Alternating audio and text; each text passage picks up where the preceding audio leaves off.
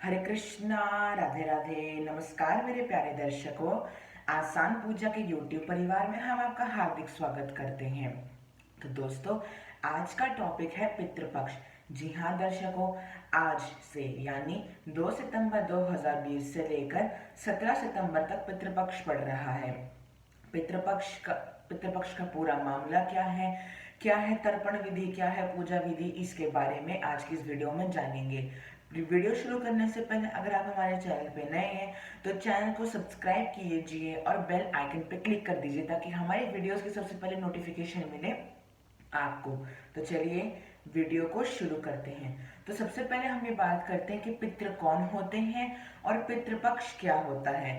तो देखिए, जो हमसे बड़े, जो जिनका देहावसान हो चुका है, यानी जो मर चुके हैं, जो जिन्होंने शरीर त्याग दिया है, वे एक सूक्ष्म लोक यानी एक बहुत ही छोटे लोक में रहते हैं। जब तक उनका जन्म नहीं होता तब तक वह एक सूक्ष्म लोक में रहते हैं। इसका वर्णन गरुड़ पुराण में मिलता है कि जब तक आत्मा का पुनर्जन्म नहीं हो जाता, यानी वो दोबारा जन्म नहीं ले लेती किसी भी योनि में, तब तक वो सूक्ष्म लोक में रहती है और उनकी आत्मा को हम पितृ कहते हैं और उस सूक्ष्म लोक को हम पितृलोक कहते हैं। पितृपक्ष इस ऐसा वक्त है जिसमें यमराज, क्योंकि जो सूक्ष्म लोग है वो यमराज के हाथ कंट्रोल में रहता है, तो फिर यमराज आश्विन कृष्ण पक्ष भाद्रपद की पूर्णिमा से लेकर आश्विन की अमावस तक, यानी जो 15 दिन का टाइम है, उसमें यमराज पितृदेवताओं को मुक्त कर देते हैं और पितृदेवता हमारे आसपास आते हैं, हमारे समस्याओं को सुलझा देते हैं, हमें आशीर्वाद देते हैं धन धान्य संपत्ति का। तो अमावस्या से पूर्णिमा से लेकर अमावस तक के बीच का जो 15 दिन होते हैं उसे हम पक्ष कहते हैं। और इस पक्ष में चूंकि हमारे पितृदेव आते हैं, इसलिए हम इस दिन को पितृपक्ष के नाम से जानते हैं। तो अभी तो हमने जान लिया कि पितृ कौन होते हैं और पितृपक्ष क्या होता है। ओ माफ कीजिएगा दर्शकों, अभी तो हमने जान लिया कि पितृ कौन होते हैं और पितृपक्ष किसे कहते हैं। अब हम ये जान लेते हैं कि पितृपक्ष में तर्पण का क्या महत्व है और इसका पूरा मामला क्या है।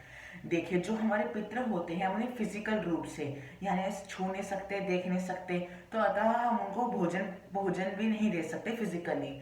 तो फिर हम इस पूरे 15 दिन में उनको तिल से मिले हुए जल अर्पित करते हैं और जिस दिन उनकी मरण तिथि होती है, यानी जिस दिन उन्होंने देह त्याग किया था, जैसे कि प्रतिपदा, द्वितीया, तृतीया, उस तिथि को उनका मनपसंद भोजन बना के उनका श्राद्ध किया जाता है।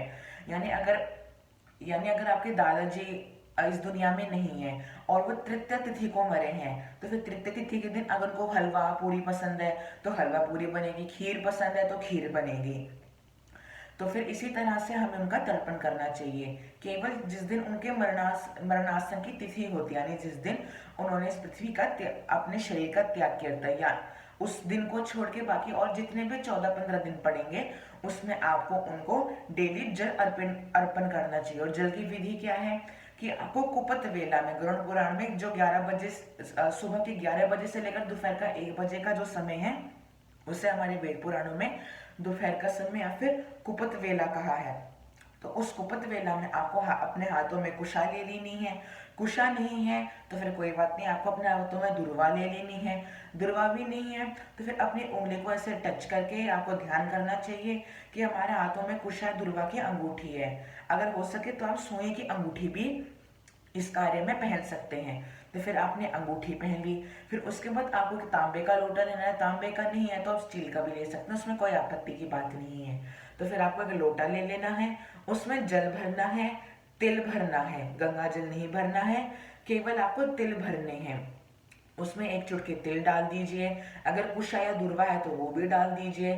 एक दो बूंद कच्चा दूध डाल दीजिए और साथ ही साथ अगर हल्के सुगंध वाले सफेद फूल, पितृ कार्यों के लिए सफेद फूल का प्रयोग तो होता है लेकिन तेज सुगंध वाले, जैसे कि चमेली हो गए, ऐसे फूल का प्रयोग नहीं किया जाता है। अगर आपके आसपास के लोकेलिटी में आपको सफेद फूल मिल जाते हैं हल्की सुगंध वाले, तभी आप डालिएगा, वरना इसकी कोई आवश्यकता नहीं है।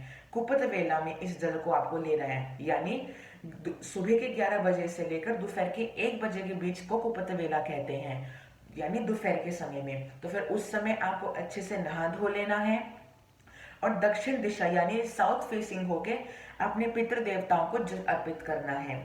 अगर आप मेल पितृ देवताओं को जल अर्पित करना चाहते हैं यानी अपने पिताजी को, दादाजी को, परदादा जी को, तो फिर आपको इस मंत्र का जाप करते हुए उनको जल देना चाहिए। मंत्र है तस्मई स्वधा, क्योंकि पितृ देवताओं के लिए ओम का प्रयोग नहीं किया जाता है और ना ही हवन में स्वाहा प्रयोग किया जाता है। ओम की जगह तस्मई और स्वाहा की जगह स्वधा बोला जाता है।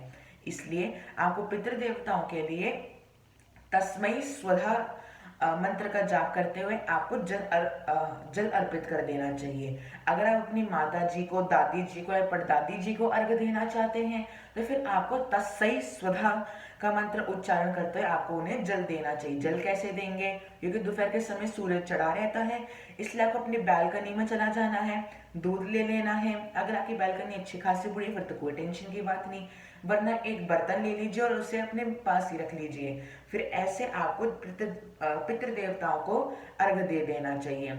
मेल अगर अपने दादा या पिताजी को अर्घ देना चाहिए, परदादा जी को तो फिर तस्मै स्वधा। अगर माता जी को, दादी जी को या परदादी जी को आपको अर्घ देना है तो फिर तस्मै स्वधा कह के आपको डेली जल अर्घ देना चाहिए।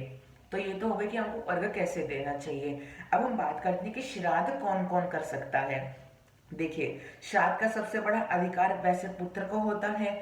अगर पुत्र नहीं है तो फिर पुत्र के बाद पौत्र और नाती को भी श्राद्ध का अधिकार होता है। वैसे हमारे वेद पुराणों में लिखा है कि घर का जो सबसे बड़ा सदस्य होता है, यानी अगर आपके पिताजी हैं या फिर आपके दादाजी हैं तो उनको श्राद्ध करना चाहिए। अगर वे श्राद्ध करने की हालत में नहीं है या फिर घर में ही नहीं है तो फिर तब आपको पुत्र को या फिर पौत्र को यानी पोते को श्राद्ध करना चाहिए। और खासकर नाती यानी नाती और नातिनों को भी श्राद्ध का अधिकार होता है। और आज के समय में महिलाएं भी श्राद्ध कर सकती हैं, पर आपको याद रखना चाहिए कि जो भी श्राद्ध करेगा उसे श्राद्ध के सारे नियम कायदों का पालन करना होगा। हमने तो यह जान लिया कि अब श्राद्ध कौन कौन कर सकता है। अब हम ये जान लेते हैं कि श्राद्ध कौन कौन कर सकता है। अब हम ये जान लेते हैं कि श्राद्ध पक्ष के नियम कायदे क्या हैं। तो देखिए, जो भी श्राद्ध कर रहा है उसे कोशिश करनी चाहिए कि वो केवल एक टाइम भोजन करे, यानी एक टाइम ही खाना खाए और वो भी बिना प्याज लहसुन का खाना खाए। फिर उसके बाद उसे रोज अर्घ देना पड़ेगा। ये नहीं कि एक टाइम सबसे बड़े सदस्य ने दे दिया, उसके बाद पौत्र ने दे दिया, फिर नाती ने दे दिया। नहीं, आपको ऐसा बिल्कुल नहीं करना चाहिए। जो श्राद्ध कर रहा है, जैसे अगर पहले दिन पौत्र ने श्राद्ध किया तो फिर उसे पूरे पितृपक्ष उसे ही श्राद्ध करना चाहिए। और जिस दिन आपके पितृ देवता का देहावसान तिथि है, यानी तृतीया को मरे, प्रतिपदा को मरे, पूर्णिमा को उनका देहावसान हुआ, जिस तिथि को वो मरे उस तिथि को आपको उनका मनपसंद भोजन बनाना चाहिए। जो जो हमने आपको अर्घ का जो जल बताया वो ले लेने चाहिए और अपनी राइट हैंड में जल लेके 7 बार उसार देना चाहिए। क्योंकि जब हम देवता को भोग लगाते हैं तो हम सिंपल जल यानी प्लेन वाटर से 5 बार उस जल के आसपास जल छिड़कते हैं, लेकिन ये पितृ कार्य है इसलिए आपको 7 बार जल छिड़क देना चाहिए। उसके बाद फिर अगर उनके मनपसंद कपड़े हैं, यानी अगर वो धोती कुर्ता पहनते थे आपके दादाजी या पिताजी या फिर आपकी माता जी या दादी जी साड़ी पहनती, तो जिस तरह के वो कपड़े पहनते हैं उसी तरह के कपड़े आपको ब्राह्मण को दान दे देने चाहिए। अगर ब्राह्मण नहीं मिलता, आपके घर में जो काम वाले काम वालियां हैं यानी जो आपके डोमेस्टिक हेल्प हैं, आप उनको ये सामान दान कर सकते हैं। अगर आपके पास कपड़े नहीं है तो कोई बात नहीं, आप खाने पीने की चीजें और जूते, चप्पल, छाते आप इनका भी दान कर सकते हैं और साथ ही साथ कुछ दान दक्षिणा भी आप दे सकते हैं। तो ये थी पितृपक्ष से जुड़ी हुई बातें। अगर आप वी होप कि आपको ये वीडियो अच्छी लगे। और हाँ दर्शकों, अगर आप चाहते हैं कि हम आपको प्रॉपर श्राद्ध करके दिखाएं कि पितृ देवताओं को भोग कैसे लगाया जाता है, उन्हें भोग कैसे अर्पित किया जाता है और उनको अर्घ कैसे दिया जाता है, तो आप कमेंट बॉक्स में राधे राधे राधे जरूर लिखिएगा। हम समझ जाएंगे कि आपको इस बारे में जाना, इस बारे में आपको वीडियो बता देंगे। वी होप कि आपको हमारी आज की वीडियो अच्छी लगी। अगर आपको हमारी वीडियो अच्छी लगे तो इस वीडियो को लाइक कीजिए, अपने परिजनों के साथ अधिक से अधिक शेयर कीजिए और हमारे चैनल आसान पूजा को सब्सक्राइब करके बेल आइकन पर क्लिक कर दीजिए ताकि हमारी वीडियोस के सबसे पहले नोटिफिकेशन मिले आपको। तो चलिए, हरे कृष्णा, राधे राधे। और हाँ दर्शकों, को एक पॉइंटर बता दें कि पितृपक्ष में आपको तिलों का प्रयोग अधिक से अधिक करना है, यानी जब भी आप उनका श्राद्ध करेंगे, भोग निकालेंगे या जल देंगे तो उसमें काले तिल जरूर डालने। काले तिल के बिना पितृपक्ष की पूजा पूरी नहीं मानी जाती। तो चलिए, Hare Krishna, Radhe Radhe, bye bye. Thank you so much for watching.